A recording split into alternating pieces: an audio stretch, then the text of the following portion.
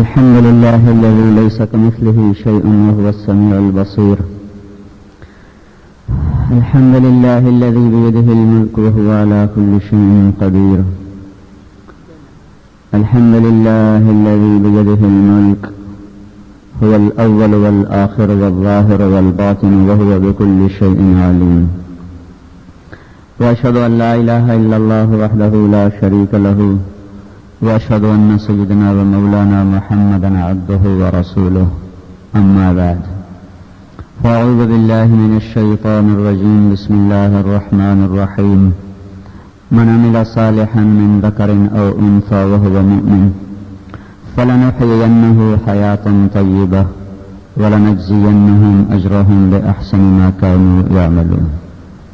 وقال النبي صلى الله تعالى عليه وسلم: إنكم لتموتون كما تنامون وتبعثون كما تستيقظون ثم إنها لجنة أبدا أو لنار أبدا أو كما قال. میرے محترم بھائی اور بہنوں، اللہ تعالیٰ نے انسان کو اتنا علم نہیں دیا کہ یہ اس کی روشنی میں اپنی زندگی کے مقصد کا سراغ لگا سکے. اس کو اتنا علم نہیں ملا کہ یہ اپنی دنیا میں آنے کا مقصد معلوم کر سکے. بطور انسان، مسلمان نے بطور انسان کبھی بھی یہ انسان اس قابل نہ ہو سکے گا کہ وہ یہ جان سکے کہ مجھے دنیا میں کس نے بھیجا، مجھے کیوں بھیجا، یہ موت کیا بلا ہے، یہ مرنے کے بعد لوگ کہاں چلے جاتے ہیں، یہ کائنات، یہ لمبا چوڑا نظام ہستی، یہ سب کیا ہے، یہ کیوں ہے. یہاں آ کر انسان کا علم تھک ہار کے گر جاتا ہے اور وہ عاجز ہو جاتا ہے. بل ادارک علمہم فی الآخرہ، وہ آخرت کے بارے میں بالکل اندھے ہو جاتے ہیں کہ پتہ نہیں کیوں ہے. ہم اگرچہ اللہ کا شکر ہے مسلمان ہیں اور ہمارے سامنے ایک خاکہ ہے کہ اللہ نے بنایا ہے، اپنی اطاعت کے لیے بنایا ہے. موت کے بعد ایک زندگی ہے، جنت ہے، دوزخ ہے، پانی ہے. لیکن چونکہ اس کے تذکرے نہ گھروں میں ہوتے ہیں، نہ ماں باپ سناتے ہیں، نہ اسکول والے سناتے ہیں، نہ آج کا تعلیم کا نظام ہمیں یہ سناتا اور سمجھاتا ہے. ہماری زندگی کو دیکھ کر بھی کوئی یہ نہیں اندازہ لگا سکتا کہ یہ آخرت کو ماننے والے لوگ ہیں، یہ آخرت کے یقین والی عورتیں ہیں، یہ جنت اور جہنم کا یقین رکھنے والا معاشرہ ہے، یہ حساب کتاب کو سامنے رکھ کر قدم اٹھانے والا معاشرہ ہے. ایسا کوئی فیصلہ بعد میں عنوان نظر نہیں آتا. اذان پر کچھ ٹوٹے پھوٹے لوگ مسجد میں چلے جاتے ہیں، کچھ عورتیں مصلے بچھا لیتی ہیں، 95% اس سے بھی محروم ہیں.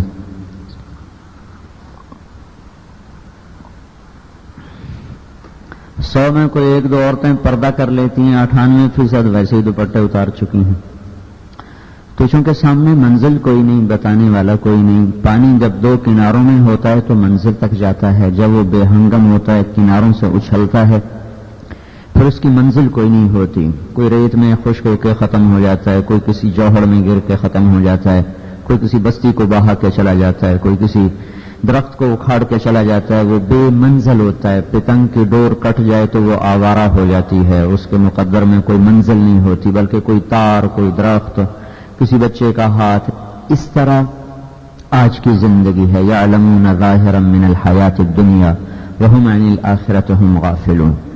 چونکہ ہم قرآن سے غافل ہیں. اتنا بڑا مجمع آیا بیٹھا ہے، شاید کوئی ایک عورت بھی ایسی نہ ہو جو قرآن کو سمجھتی ہو، کوئی ایک مرد ایسا نہ ہوگا جو قرآن کو سمجھتا ہو. کوئی چھوٹا موٹا ترجمہ پڑا ہوا ہوگا کسی نے، لیکن یہ وہ پیغام ہے جو ہمیں زندگی کا راہ بتاتا تھا، خالق اور مالک کا پتہ بتاتا تھا. ان ھذا القرآن یہدی للتی ہی اقوم. یہ وہ قرآن ہے جو صراط مستقیم کا راستہ بتاتا ہے. غفلت ہے. 200 سال سے ہم نے انگریز کی غلامی کی. جاتے ہوئے وہ انگریز نما مسلمان ہمارے لیے چھوڑ گیا، جو انہی کے زیر سایہ پروان چڑھے، انہی کی پرورش میں وہ انہوں نے اپنی آنکھیں کھولی، انہی کا ذہن لے کر وہ وجود میں آئے.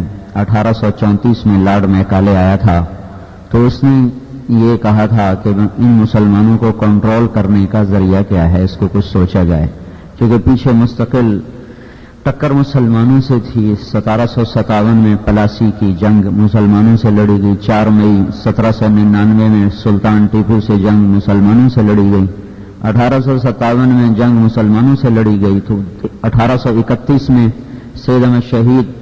تو یہ جتنی تحریکیں تھیں اس کو اٹھانے والے مسلمان تھے، کہ کوئی تحریک ہندو نے نہیں اٹھائی، سارے مسلمانوں نے اٹھائی۔ تو 1834 میں لارڈ میکالے آیا تھا نظام تعلیم کے لیے، تو اس نے یہ نظریہ دیا تھا کہ ان کو کنٹرول کرنے کا کیا راستہ ہونا چاہیے، لیکن وہ بات آگے چل نہ سکی، اوپر سے جنگ آزادی شروع ہو گئی 1857 کی۔ تو اس کے بعد 1857 کے بعد سر ڈبلیو ہنٹر آیا، اس نے اس بات کو آگے بڑھایا کہ اس نسل کو کنٹرول کرنے کا طریقہ سوچا جائے۔ تو 1 سال کا سروے ہوا، اس سروے میں یہ بات سامنے لائی گئی کہ اس نسل کو اپنا علم پڑھایا جائے اور ان کو قرآن کے علم سے غافل کر دیا جائے، ان کو جاہل پیروں سے جوڑ دیا جائے اور علماء حق سے توڑ دیا جائے۔ 50 سال کے اندر پکے ہوئے پھل کی طرح تمہاری جھولی میں ٹوٹ کے آ گریں گے۔ تو ایک محنت ہوئی 1834 سے شروع ہوئی ہے، اور ادھر ہم سوئے ہوئے ہیں، ہمیں ہوش بھی کوئی نہیں۔ زوال پذیر زوال میں جو معاشرہ چلا جاتا ہے وہ ایسا ہی ہوتا ہے جیسے بڑھاپے میں چلا جانے والا انسان، جیسے بڑھاپا اب جوانی کی طرف لوٹ نہیں سکتا، جس معاشرے کو زوال کھانا شروع کر دے اور اس کے مخصوص اسباب ہوتے ہیں تو اس کا واپس لوٹنا تقریباً ناممکن ہوتا ہے۔ پھر کوئی نئی نسل ہی آتی ہے جس پر جا کر آگے بنیادیں قائم ہوتی ہیں۔ وہ اس لیے اللہ تعالیٰ نے جب بنی اسرائیل کو نکالا مصر سے اور صحرا میں ڈالا تو ان سے کہا جاؤ ملک شام میں اور لڑو ان سے، عمالقہ سے۔ وہ کہنے لگے موسیٰ تو جا، تیرا رب، ہم تو یہ بیٹھے ہوئے ہیں۔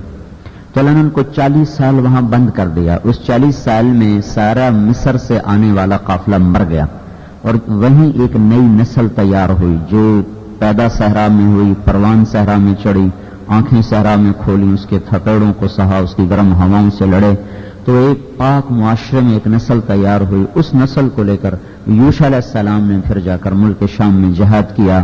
وہ نسل جو مصر سے آئی تھی اور ایئر کنڈیشن کی یاد دی، ایئر کنڈیشن آج کے لحاظ سے کہہ رہا ہوں، چاکلیٹ کی یاد دی اور ٹافیوں کی یاد دی اور پیپسی کی یاد دی، اور چلو بھیا ڈائٹ ہی دے دو، پیپسی ہونی چاہیے، منہ میں ڈالو صحیح، کاربن ڈائی آکسائڈ اندر لے جا رہا ہے۔ آپ کو پتہ ان میں کیا ہوتا ہے؟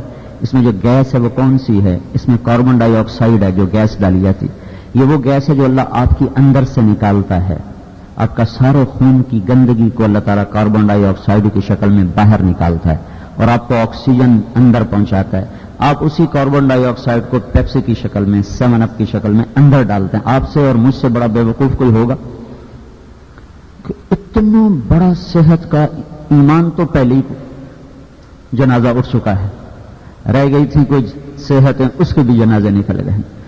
پیپسی خریدی جا رہی، اس کا پیسہ دشمن کو جا رہا اور صحت اپنے ہاتھوں سے جا رہی۔ کاربن ڈائی آکسائڈ پیٹ میں ڈالنا، پیٹ میں ڈال۔ رات حافظ صاحب کرے یا ڈائٹ دے دیں، ڈائٹ بلال ڈائٹ دے دیں۔ میں کہا دیکھو یہ کیسے اپنی جان کے پہلے پیٹ بڑھ کے یہ جا رہا ہے، تو اوپر سے پیپسیاں، اوپر سے 7 اپس، ان سب میں کاربن ڈائی آکسائڈ ہے جو گندگی ہے۔ جب ڈکار آتا کہتا شکر ہے ہاضمہ ہو گیا، ہاضمہ تھوڑا بربادی ہو گئی، ہاضمہ تھوڑا ہے بالکل۔ جب معاشرہ زوال میں چلا جائے تو اللہ ہی اسے اٹھائے تو اٹھائے۔ وہ بڑی ابتدا سے پھر محنت کرنی پڑتی ہے، الف با تا سے پھر شروع کرنا پڑتا ہے، پھر ان کو ناروں سے نہیں جگایا جا سکتا، ان کو زندہ باد مردہ باد سے نہیں چلایا جا سکتا۔ جیسے کوئی مریض گر جائے ایک دفعہ تو اب اس کو کشتہ نہیں کھلایا جائے گا، اب اس کو تو وہ ہلکی پھلکی دوا سے اٹھایا جائے گا، جس سے آہستہ آہستہ آہستہ آہستہ طاقت پکڑے۔ اس کو دلیا کھلا کے چلایا جائے گا، چلتے چلتے چلتے جب اس کا معدہ کام کرنا شروع کرے پھر اس کو گوشت کھلاؤ۔ یہ سارا ہمارا مرد عورت کا معاشرہ یہ اپنی اخلاقی پستیوں کی حد کو پہنچ چکا ہے۔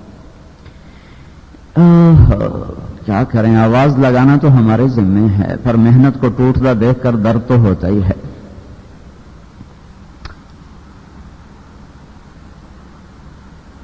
تو یہ ایک نظام چلا کہ ان کو اس سے ہٹایا جائے۔ تو میں یہ کہہ رہا تھا کہ وہ سارا بنو اسرائیل کا معاشرہ وہ پیپسی کولا والا تھا، وہ چاکلیٹ والا تھا، اس سب کو اللہ تعالیٰ نے صحرا میں موت دے دی اور اس نے ایک نئی نسل کو پروان چڑھایا۔ انہوں نے یوشع علیہ السلام کے ساتھ مل کر جا کے جہاد کیا، اور اس کو ان کو نکالا.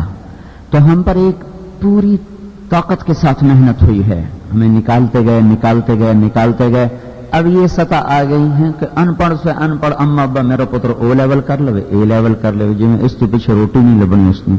ارے تیرے بچے کو قرآن بھی آتا ہے کہ نہیں؟ ارے اس نے اسے اللہ اس کے رسول کا تعارف کروایا کہ نہیں؟ دیکھو اسے بیٹا بننا پہلے سکھاؤ, اسے بیٹی بننا پہلے سکھاؤ. یہ او لیول اے لیول سیکھ گیا اور یہ بیٹا نہ بنا بیٹی نہ بنا تو سب سے پہلے تمہارا ہی گریبان چاک کرے گا. پھر مائیں ایک کونے میں بیٹھ کر روئیں گی اور باپ ٹھنڈی آنکھیں بھریں گے کہ پتر گل نہیں سنتا, بیٹی منہ کو آتی ہے. یہ اس لیے کہ نہ ماں نے اسے بیٹی بننا سکھایا, نہ باپ نے اسے بیٹا بننا سکھایا. ماں اور باپ کے سامنے تھا او لیول کر لے, اے لیول کر لے, انجینئر بن جائے, تاجر بن جائے, ڈاکٹر بن جائے اور میرا کاروبار سنبھال لے. تو اس رخ پر تو وہ چل گیا, لیکن بیٹا بننا, بیٹی بننا, فرما بردار بننا, اس کے لیے تو ایک اور علم تھا اور محنت تھی اور نظام زندگی تھا. وہ تو اس کو سکھایا نہیں, اس کو بتایا نہیں. اب وہ باپ کی آنکھوں میں آنکھیں ڈال کے بات کرتا ہے, تو ہے ہی ان پڑھ, تجھے کیا پتا. ماں کو کہتا ہے بدتمیز ہے, چپ کر کے بیٹھ, تو زمانے کا کے حالات کو نہیں جانتی. تو مائیں ٹھنڈی آنکھیں بھرتی ہیں, باپ کونے میں بیٹھ کے آنسو بہاتے ہیں. اللہ کا عرش تھر تھرا جاتا ہے, کانپ اٹھتا ہے. جب ماں باپ تنگ آ کر روتے ہیں تو اللہ کا عرش کپ کپا جاتا ہے, کانپ جاتا ہے.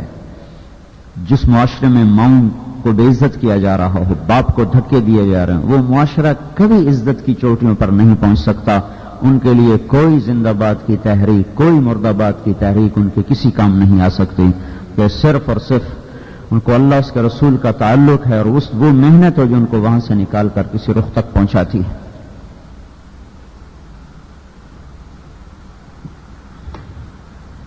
تو یہ ایک نظام چلا, اس پر محنت ہوئی. آج یہ حال ہوا کہ ہر طرف انگریزی اسکول, 4 سال کا بچہ ٹائی گلے میں ڈال کے اسکول جا رہا ہے اور بچی ننگے سر فراق پہن کے آدھی پنڈلیاں ننگی کر کے جا رہی ہے. یہ کل کو سر پہ دوپٹہ کیسے رکھے؟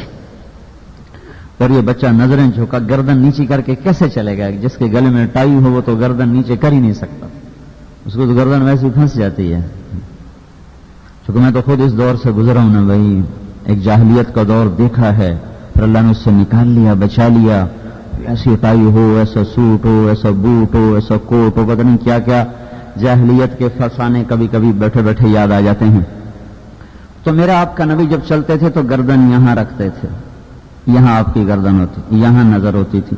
جس کے گلے میں ٹائی ہو اس کی گردن یہاں نہیں ہو سکتی, اسے یہاں رکھنی پڑتی ہے.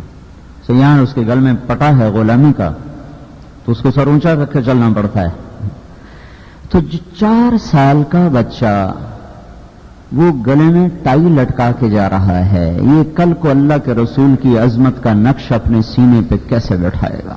لا الہ الا اللہ کا مفہوم کیسے سمجھے گا؟ ہم نے تو اسے پہلے دن سے پیسے کی غلامی سکھائی, دولت کے پیچھے دوڑنا سکھایا, مال کی چمک سے متاثر کیا, پیسے کی کھنک کو حسین نغموں سے بتایا. تو انہیں میں گم ہو کے چلتے چلتے چلتے زندگی کی شام ہو گئی. پھر ایسے ہی بیکار زندگی گزار کے مر گیا. 50-60 سال کے بعد اولادیں جوان ہوتی ہیں, آنکھوں میں آنکھیں ڈال کے بات کرتی ہیں, باپ کو جھٹکتی ہیں, ماں کو دھکے دیتی ہیں. پھر ماں باپ بیٹھ کے سوچتے ہیں ہم نے لمبی زندگی تو ان کے لیے گزاری, انہوں نے یہ کر دیا, تو ہماری زندگی کا مقصد کیا ہوا؟ ہم کس کے لیے جیے؟ پہلے دن سے پتا ہوتا کہ میں اللہ کے لیے جیا ہوں اور اللہ کے لیے مرتا ہوں تو اطوار عادات اور ہوتی. وہ تو اولاد کے پیچھے بھاگے, پہلے اپنی شہوتوں کے پیچھے بھاگے. میں نے یہیں شادی کرنی, میں نے یہیں شادی کرنی, میں مر جاؤں گا. شادی ہو گئی, 1 مہینے کے بعد شکل دیکھنا گوارا نہیں, اب لڑائیاں, اب جھگڑے.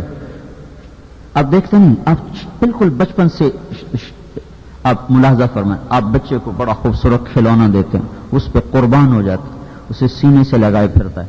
اگلے دن کونے میں پڑا ہوتا ہے, بچے تیرا کھلونا نہیں, مجھے نیا لا کے دو, نیا لا کے دو. اب ماں باپ مالدار, غریبوں کے بچے کیا جانے کھلونے کیا چیز ہے. پیسے والوں نے ہے جتنے لاکھوں کے کھلونے بچے اپنے بچوں کو دے دیے, اتنے میں کتنے غریبوں کے گھر آباد ہو سکتے. تو وہ اگلے دن نیا لا کے دیا, اس نے چوتھے دن وہ اٹھا کے پھینک دیا. اتنی بچپن سے انسان کی طبیعت میں رنگ بدلنا ہے, رنگ بدلنا ہے.